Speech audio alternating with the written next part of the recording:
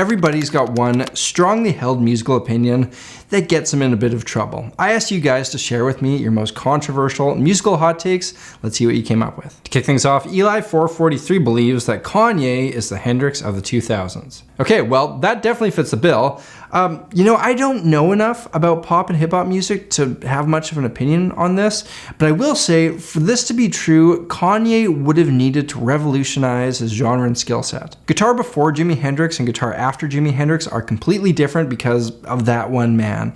He rewrote the rulebook so much so that basically every guitarist from 1969 to now has been influenced by him, whether they know it or not. If Kanye West has had the same direct impact on his thing, then yeah, I wouldn't rule it out. We do have the benefit of some 50 years of history to judge Hendrix's importance. We don't have that yet with Kanye West. He's not doing himself a whole lot of favors right now with how he's acting, but as far as the musical side of things go, yeah, maybe that's true. TJ Haig's controversial opinion is that everyone cares too much about tone, sounding good, feel, and that. Just have fun. In a way, this is great advice. I mean, the root of everything we do in music should be enjoyment. I mean, some of the most fun I've had with my guitar was back when I was first starting out, mashing out power chords with my buddies, and I guarantee you it wasn't sounding all that great. I think the problem, though, is that it's hard to hang on to that feeling for any extended period of time if you never see any progression in your skill set. However, if you sound absolutely terrible and totally don't care, but you're still having a ton of fun, man, there's something beautiful about that, and I think a lot of us musicians who have made it our life's goal to try and sound good could probably benefit from tapping back into that pure, inherent, uninhibited joy that music can create. Next up, this fellow believes that classic rock is not metal and you will never convince him it is. Are many people trying to convince you it is? I think the commonly held belief is that classic rock is a thing and metal is a thing, though they do cross over at a point. In classic rock, you have some proto-metal bands like Led Zeppelin, Deep Purple, and Steppenwolf, and then when you hit Black Sabbath, that's the fork in the river. That's when the rock and roll river and the metal tributary kind of go different ways. I mean, there's a lot of meshing with genres, and I find it kind of pointless to get bogged down in the semantics of this is metal, this isn't metal. I mean, what's the point? My local classic rock station plays Metallica all the time. Are they not metal? Are they not classic rock? Who decides? And honestly, who cares? What does it matter? All right, I'm gonna take a second here to quickly let you know I've got some new merch out. The anime Guitar Playing Samurai is now available over at shopsamuraiguitars.com. This is one of my favorite designs. It's the Saturday morning 90s cartoon I always wish existed. There's a variety of sizes, styles, and colors, as well as a number of other designs over at my merch store. Picking up some of that sweet, sweet Sammy G merch is not only a great way to look sharp, but it does go a long way in supporting what I do here. You can find more at shopsamuraiguitars.com. I've also got links in the description. Anyways, let's get back to it. Moving on, my man Sean Daniel believes that the Beach Boys are trash. My first reaction is that this is a wildly, uncharacteristically bad opinion from a guy who I've got a lot of love and respect for. I mean, Pet Sounds is generally considered one of the great albums and one that I personally quite enjoy. But as I think about the Beach Boys a bit more besides that album, the early part of their career was pretty light teeny bopper stuff like Surfin' USA. I could see how somebody wouldn't like that. And then in and around Pet Sounds, you get some pretty great stuff. But then after that, Brian Wilson kind of takes a back seat and they keep on putting out studio albums right up till 1992, which at best were forgettable, and at worst, you get songs like Kokomo. So if you look at the Beach Boys' entire catalog, a case could be made that there is a brief period of greatness in there, but the rest of it isn't nearly as good. I just texted Sean to clarify his opinion on this, and he hates Pet Sounds too, so I'll give it to you, Sean. That is certainly a controversial hot take. If it doesn't have singing in it, it's not a song. Please call it something else. It's not a controversial opinion. Technically, he is right. It just kind of goes against what the common usage of the word song has come to encompass, but by strict definition, a song is something that is sung.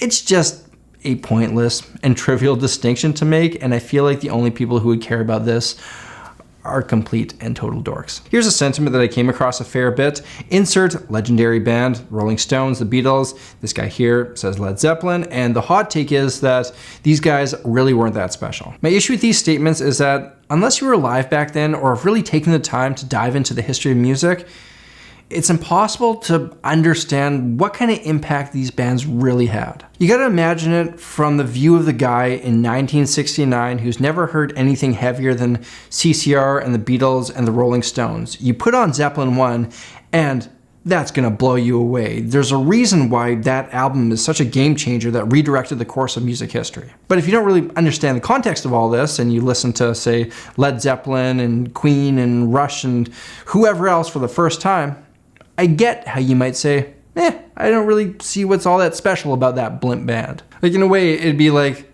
looking at a Ford Model T and saying, I don't really get what's all that great about that. My 2022 Ford Escape has way more features. Silk Sonic fans' controversial opinion is that Bruno Mars is the best artist. So that's a fitting username. He goes on to say that he's up there with Michael Jackson and Prince. I'd say talent-wise, that's for sure true. Bruno can create and perform pop music as well as anyone else has ever done it. To me, the difference, though, is that Michael Jackson and Prince were kind of greater innovators. They pushed music and pop culture into places that it had never been before, whereas Bruno Mars kind of leans too heavily on past genres for me to put him in that same category. Incredible talent, though. Oh, here's a controversial one. Composing pop songs is one of the hardest and highest musical art forms. For years, I've been saying that pop music, jingles, mainstream country, hey, you may hate it, but it's incredibly difficult to make anything in those genres that has any chance at commercial success. So part of my musical journey is that for a while there, I was pretty involved in mainstream country music, specifically writing it. Out of college, I was going down to Nashville regularly, pursuing that as a career path. I ended up with a couple cuts on some like very low level albums, nothing all that interesting. And during that time, I also ended up writing music with a bunch of cool people, some of whom went on to have quite a bit of success in that industry. Obviously, I went a different direction in life. Now, during this time, around 2010, I listened to a lot of mainstream country music because you gotta do your market research. And 19 out of 20 times, I remember thinking, wow, this sucks. This is a hit, I could easily do this better. Now, the more I was involved in those circles, writing, studying, and performing that music, the more I was able to see the craft in the writing process. I had many of my songs that I'd written critiqued by my peers and industry professionals, and they will tell you that is a humbling experience. If I'm being honest, I still think that most of the music is pretty horrible, but to make that kind of horrible music and appeal to the massive demographics that music appeals to is an incredibly challenging task, and if you don't think it is, I would urge you to properly try it. It's like a Michael Bay movie. I might think it's garbage, but a lot of people really like it, and it's certainly not easy to make a Michael Bay movie.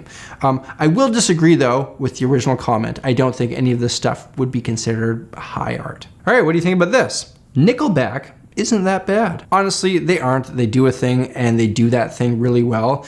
The problem is that back in the 2000s, their music was absolutely inescapable. So if you start out with a bit of an inkling of not liking them, then after the 1000th time of hearing Photograph, you're gonna hate them. A couple decades later, now that the dust has settled, I would never put a Nickelback album on, but if they came on the radio, I wouldn't classify it as a guaranteed station change, but rather a somewhat likely station change. Next up, 24 Andrew 24 says that he believes spending a lot of money on gear is okay. My dude, spending money on gear is a ton of fun, and I don't think many people watching this video are gonna disagree with you.